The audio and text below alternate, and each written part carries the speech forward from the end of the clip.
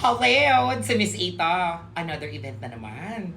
Pero ngayon, Pilipinong-Pilipino tayo. Isa akong Pilipina. Guys, nandito ako ngayon sa Nara Hill, sa May Tagaytay, kasi mag-host ako ng isang kasal na sobrang malapit sa puso ko. Dahil ang ikakasal kapitbahay namin, barkada ko pa ang buong pamilya at malapit sa puso ko yan. Pero bago ang lahat, ito po ang ating outfit. Tayo, Pilipino, kahit anong kulay ng balat, isa sa puso.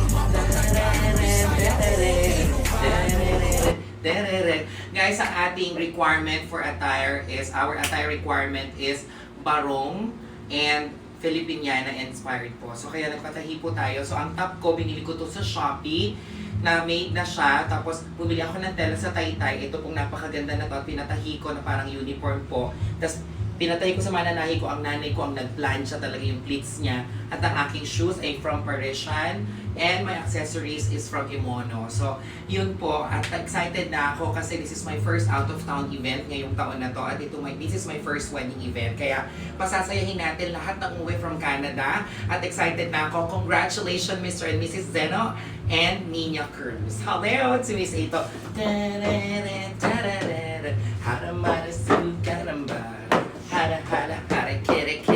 Hello to Miss